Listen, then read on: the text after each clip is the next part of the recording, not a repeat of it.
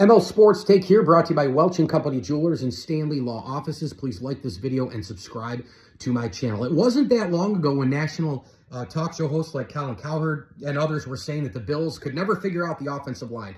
Well, they released Mitch Morse to save $8 million on the cap, and I thought, oh no. We all wondered, oh no. The year before this year, they had a pretty good offensive line, right?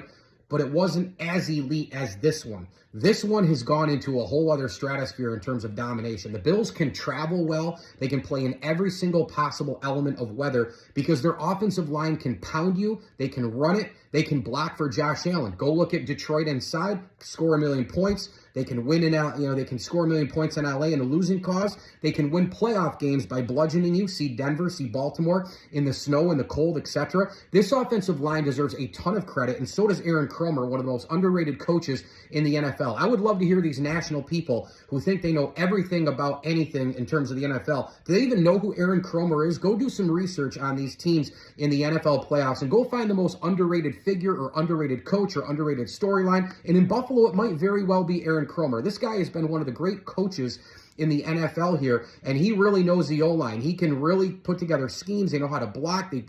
Zone block, gap block. They can do anything, right? The A-gap. They can do anything that they want on the tackle side, on the inside. Connor McGovern moves from guard to center. Hats off to Brandon Beane. They scouted that one a while back when he was in college and in high school. This is a well-oiled Bills offensive line machine, and Spencer Brown we know, and Deion Dawkins on the tackle side lead the way. But how about O'Cyrus Torrence, another draft pick? Again, Colin Cowherd, all these people that can't figure out the O-line, that was a draft pick. They sought that out. They knew that he could be a guard and, if needed, center down the line. This Bills offensive line put together brilliantly the last few years. They've made moves. They've cut big-time clubhouse, locker room type guys like Mitch Morse, and it's all worked out into this year where you could argue the Buffalo Bills offensive line, it's easily, I would say, a top 4 or 5 line. The only lines ahead of it from start to finish, and we're almost at the finish, but start to now, probably would be Philadelphia and Detroit. Is Kansas City's even there? I'm not really sure, but the Bills definitely,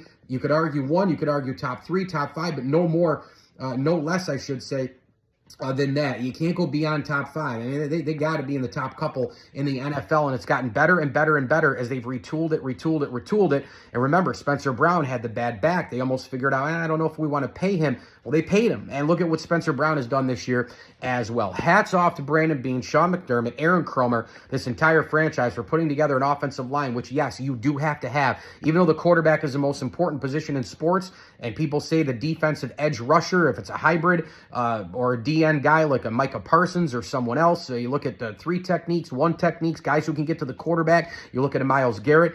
You look at what has happened and transpired in Philadelphia with their front line. You can make the argument it's a number 1 wide receiver. Whatever the next position is after the quarterback, I don't know, man. The offensive line, you still need it to protect the QB. You still need it to go and play in all the conditions with the run game and the pass game. This offensive line for the Bills has been elite a couple of years in a row. Mike Lindsley with you here. It's an ML Sports Take brought to you by our good friends at Rosie's Corner, Stumble and Monkey Brewing Company, an RV source of Central New York.